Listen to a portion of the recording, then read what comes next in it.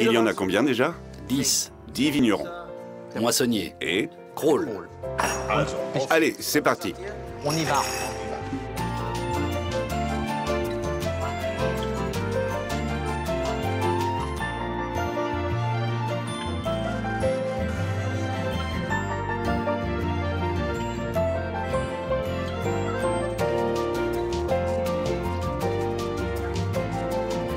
Tu as tout? Oui, Tes clés? pas besoin.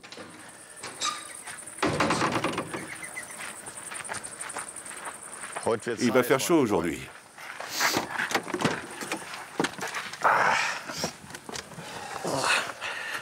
Allez hop.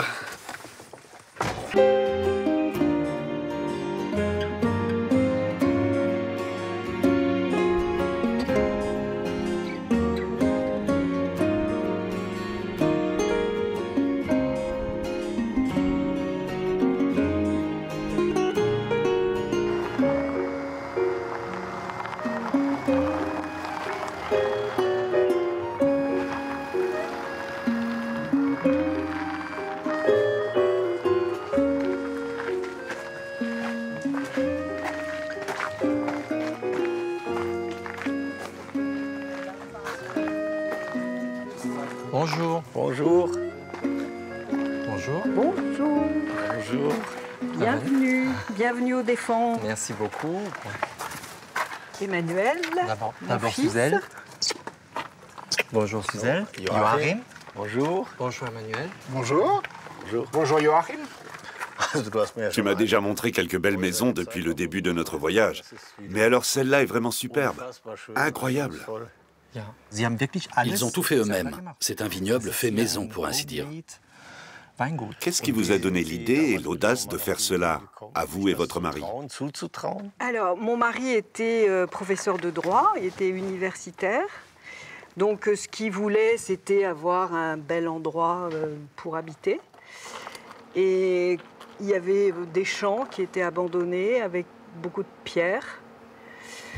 Donc, nous avons décidé de planter. On commençait à planter les vignes en 67. Et nous avons construit la cave en 81. Qu'ont dit les voisins? Ils vous ont pris pour des illuminés qui se lançaient dans le vin sans rien y connaître. C'est le fada de la colline qui plante des vignes. On est à quelle phase là quand les jus arrivent ici? C'est la fermentation malolactique. Malolactique. Malo, Malo, lactique, acide malique in acide lactique. Okay. Es ist das gleiche Verfahren wie C'est bei comme den un ours Bären. qui hiberne. Im Winter geht er L'hiver, in seine il entre dans sa tanière et s'endort. Höhle. Höhle Ja. und schläft ein. Les levures font la même chose. Hefe genauso. Quand la température baisse au début de l'hiver, elles se blottissent sous la couette et ronflent. Quand la température remonte, elles se réveillent et ont faim. Alors elles se remettent à manger du sucre et à travailler.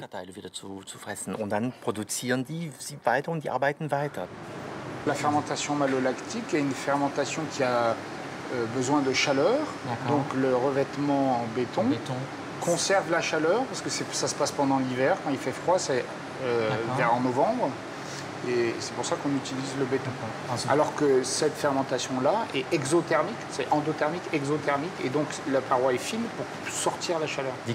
Ils ne savent jamais à l'avance combien de temps va durer la deuxième fermentation. Parfois ça va très vite, en 2 ou 3 semaines c'est fini. Mais d'autres fois ça commence l'hiver et ça se termine en mai.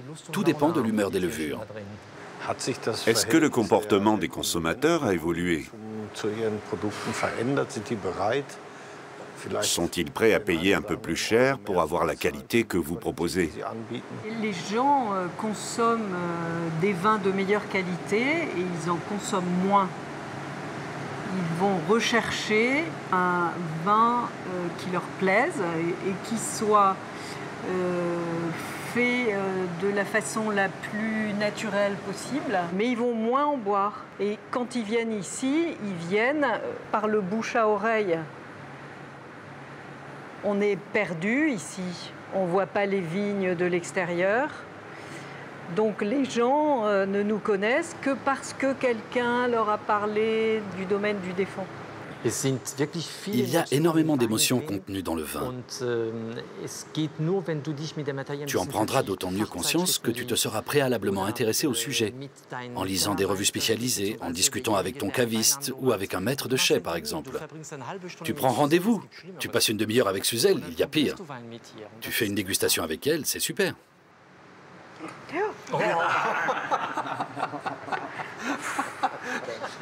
Là, on a vu l'émotion. Joachim, tu sais à quel moment on récolte les olives? Aucune idée. Mais tu consommes de l'huile d'olive. Je sais ouvrir la bouteille. On les récolte en décembre. En décembre?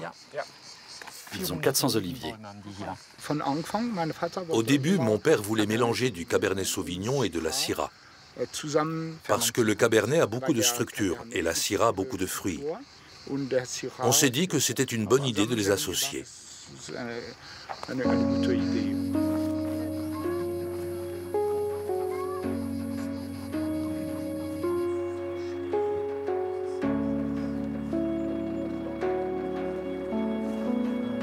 C'est les sangliers.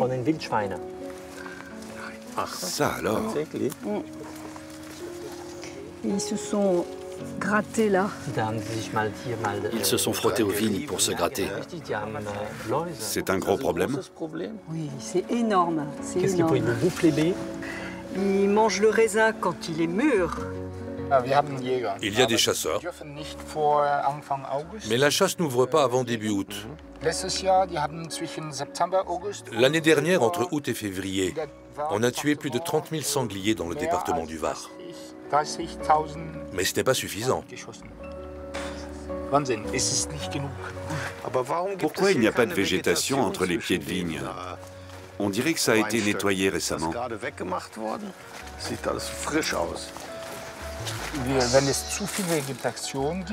Quand il y a trop de végétation, les herbes sont en concurrence avec la vigne. Comme disait Suzel tout à l'heure, ils ont un gros problème d'eau. J'imagine que si les herbes sont trop nombreuses, elles prennent l'eau de surface dont la vigne a besoin.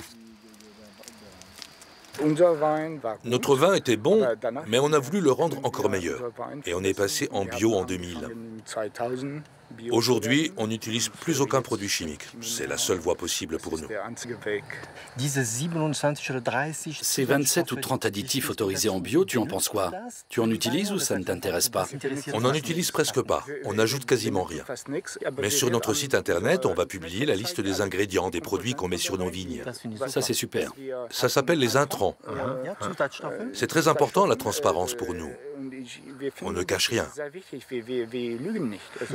Vous indiquez ce qu'il y a dedans, pas ce qu'il n'y a pas. On ne met presque rien. Un peu de soufre et quoi d'autre? Ici, vous êtes en Provence, on a un climat qui est quand même assez favorable à cette culture biologique.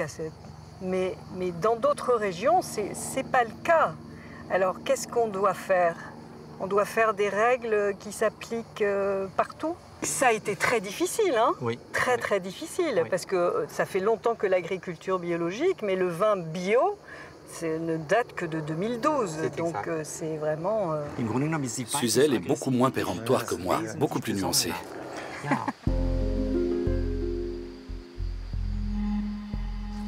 On dirait un décor de théâtre. Un jour, mon fils, tout ceci t'appartiendra. Il faut payer d'abord. Hein. Vous avez quelle surface en tout? 14 hectares. Pour un profane comme moi, il vaut mieux convertir ça dans une unité familière. Ça fait combien de bouteilles? Environ 60 000 par an. Notre consommation annuelle, quoi. Mais non. Pour ton information, dans cette région, on produit surtout du rosé plus que partout ailleurs en France. C'est un peu le berceau du vin rosé. J'ai entendu dire que votre vin serait un peu le Pétrus de la région. C'est vrai? Non, c'est un jeune vigneron de Saint-Maximin qui dit qu'ici, on fait le Pétrus, disons, de la Provence verte. Voilà. C'est un super compliment, ça. C'est formidable. C'est formidable. Jusqu'à il y a peu, je croyais, comme beaucoup d'Allemands, que le rosé était un mélange de vin rouge et de vin blanc, comme les Espagnols en font. Mais c'est faux. Complètement faux. Comment fait-on du rosé? On utilise du raisin noir qu'on laisse macérer dans la cuve pendant 3 ou 4 heures. Au moment du pressurage? Non, avant. Il n'est pas encore pressé. Le jus prend un peu la couleur de la peau. Le jus, c'est de l'eau et du sucre. Ensuite, on retire le jus de la cuve et il fermente pendant 1 semaine et se transforme en rosé.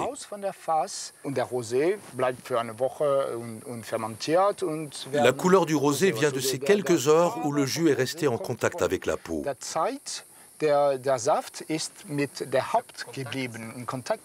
C'est pour ça qu'on a appelé notre rosé le rosé d'une nuit. Vu la qualité du rosé, la demande doit être forte. Pourquoi faites-vous aussi du rouge? Parce que nous avons un très beau terroir, donc ce serait dommage de ne pas faire de rouge quand même. C'est pas si qualitatif pour vous, un rosé? C'est plus technique. D'accord. Le rosé, c'est quand même un vin très technique. Est-ce que ça peut avoir aussi avec votre façon de penser sur la biologie, de dire on ne peut pas être bio et puis on va se ramener du froid de tous les côtés? Oui, mais bon, c'est vrai que dans cette région, ne pas faire de rosé, c'est quand même très compliqué. On nous en voudrait, je pense, de ne pas faire de rosé. Surtout qu'il est tellement bon. C'est exact. Et qu'est-ce qui vous a décidé à passer en bio en 2000?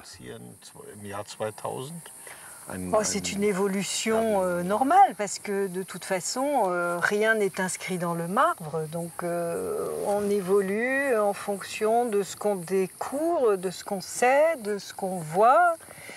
Et c'est normal, en voyant les papillons et tous les insectes, et on sait qu'on est dans le bon chemin quand même.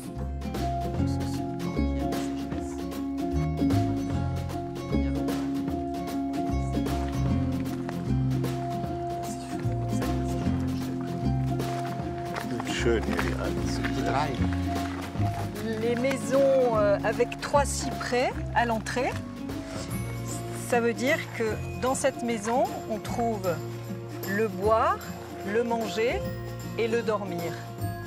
C'est-à-dire qu'on peut rester dans cette maison, on sera accueilli. De nos jours, on met plutôt un panneau chambre d'hôte. Mais on ne paye pas.